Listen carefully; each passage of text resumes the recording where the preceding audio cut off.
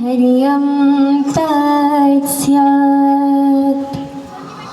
ॐ नमो भगवते वासुदेवाय।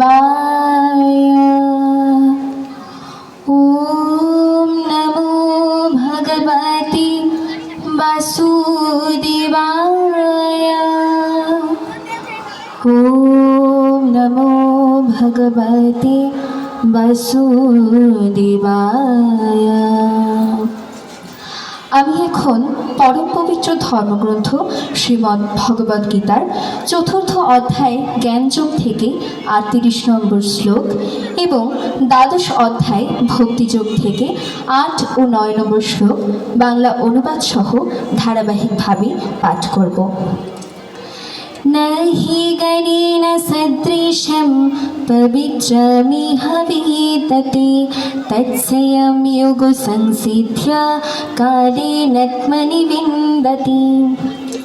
অর্থাৎ পরমেশ্বর শ্রী ভগবান বললেন, এই জগতে চিন্ময় জ্ঞানের মতো পবিত্র আর কিছুই নেই। এই জ্ঞান সমস্ত যোগের পরিপক্ক ফল। ভগবত ভক্তি অনুশীলনের মাধ্যমে যিনি সেই জ্ঞান আয়ত্ত করেছেন তিনি কালক্রমে আত্মায় পরাশক্তি লাভ করেন। ময়্যেবামনধ্যস্য ময়্যি বুদ্ধিম নিবেশয়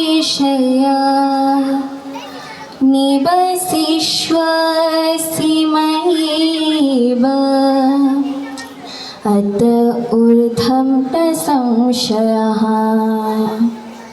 অনুবাদ, অতএব আমাতেই তুমি মন সমাহিত করো এবং আমাতেই বুদ্ধি অর্পণ করো, তার ফলে তুমি সর্বদাই আমার নিকটে বাস করবে, এ বিষয়ে কোনো সন্দেহ নেই। अथ चित्तं समाधातुं